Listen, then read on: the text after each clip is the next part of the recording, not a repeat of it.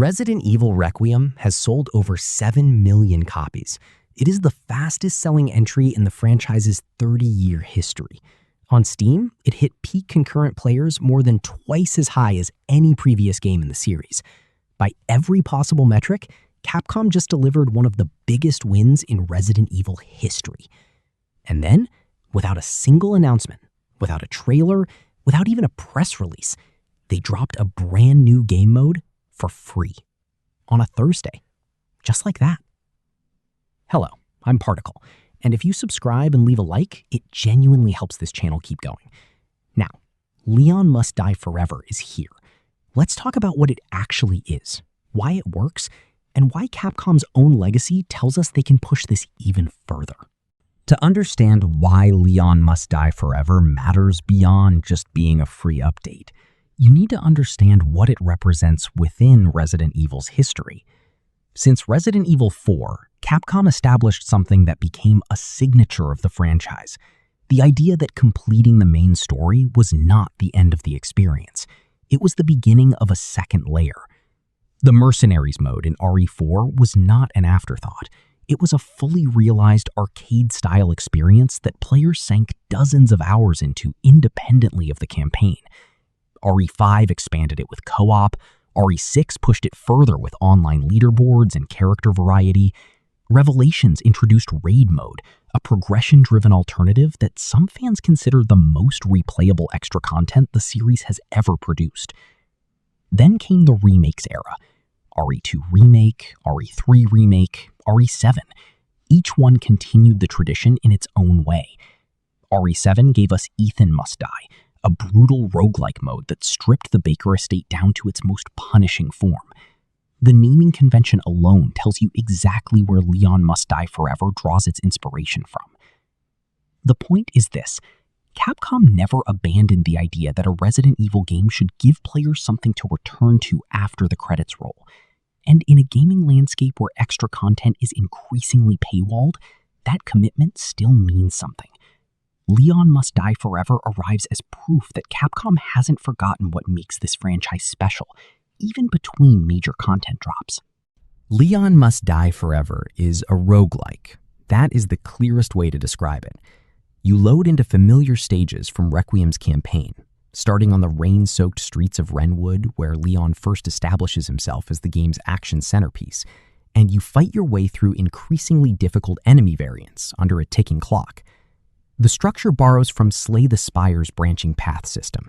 At the end of each stage, you choose your next route on a flowchart, deciding between different areas with varying difficulty levels and enemy compositions. The goal is to reach and defeat the final boss, Victor Gideon, before time runs out.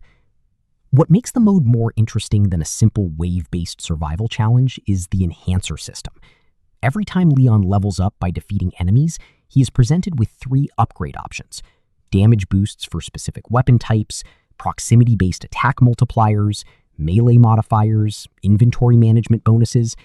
A run where you commit to a single handgun and hoard ammo plays completely differently from a run where you build around Leon's parry mechanics and melee chain. The attaché case returns with its inventory management demands, and the decisions you make about what to keep and what to drop create genuine tension that echoes the best moments of the main campaign. The mode was shadow dropped on May 8th, alongside game update version 1.300000, available immediately for anyone who had completed the main story. No purchase required, no additional steps beyond updating the game. Director Koshi Nakanishi and producer Masato Kumazawa had been dropping hints for days, telling players to make sure they had finished the campaign before Golden Week ended. In hindsight, Nakanishi wearing an Ethan Must Die t-shirt during the teaser video was the most obvious possible signal of what was coming. The honest answer is that Leon Must Die Forever works because Leon himself works inside this format. One of Requiem's most celebrated design decisions was the contrast between its 2 protagonists. Grace Ashcroft's sections were rooted in survival horror: limited resources, deliberate pacing, the constant pressure of not having enough. Leon's sections were the counterpoint: faster, more aggressive, more tool-rich. He had the weapons, the parry window, the melee options. He was built for action. That design DNA translates directly into a roguelike format. The parry system, which already rewarded timing and risk-taking in the campaign, becomes the backbone of some of the mode's most satisfying build paths. The proximity boost enhancer, which increases attack power by 60% against enemies within 10 feet, but reduces it by 40% at range, forces players into the kind of close-quarters aggression. Here is where the title of this video earns itself. Because Leon Must Die Forever is good, genuinely good. And it also represents a ceiling that Capcom's own history proves they know how to break through. The mode is limited to Leon, only Leon. And while that makes sense given the naming and the thematic focus, it also means that Requiem's other rich cast of characters sits completely unused. Grace's survival horror mechanics, her resource scarcity, her vulnerability, the way tension follows her differently than it follows Leon, would create an entirely different mode experience. A Grace-focused roguelike where inventory space is even more punishing and enemies hit harder would be a fundamentally distinct challenge. Sherry's agility, Xeno's raw power, each of these characters carries a playstyle that could anchor their own mode. The stage variety is also narrower than it could be. The mode pulls from familiar campaign locations, which means players who spent 30 hours in those areas will recognize every corner before they reach it. Some of Requiem's most memorable set pieces, the motorcycle sequence, the meat grinder scenario, are absent entirely. A proper boss rush mode, letting players select and chain boss encounters with the enhancer system applied, would be a natural and beloved addition. None of this is a condemnation. It is context. Raid mode from Revelations had multiple characters, unique passives, cosmetic progression, and online co-op. Mercenaries, at its peak, had leaderboards, character-specific loadouts, and combo systems that competitive players mastered for years. Capcom knows how to build extra content that outlasts the campaigns it accompanies. Leon Must Die Forever is a strong foundation. The question is whether Capcom intends to build on it, or whether it stands alone as a bridge to the story expansion. Given that the main menu already labels the section Extra Games, plural, the answer seems optimistic. Leon Must Die Forever is exactly what it presents itself as. A tightly designed, genuinely replayable roguelike mode that fits naturally inside Requiem's action framework and gives players a real reason to return to one of the best games released this year. The enhancer system has depth.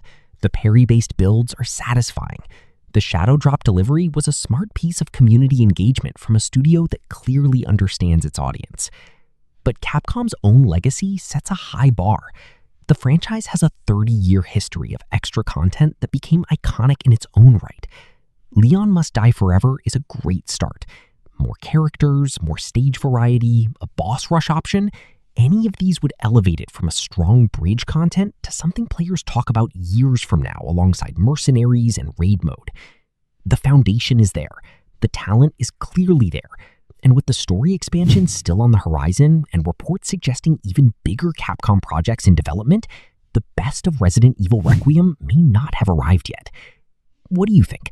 Does Leon Must Die Forever satisfy you as a Requiem player, or are you already ready for Capcom to go further? Drop it in the comments. I read everything. Leave a like and subscribe if this kind of breakdown is what you're here for. And don't forget, I'm Particle.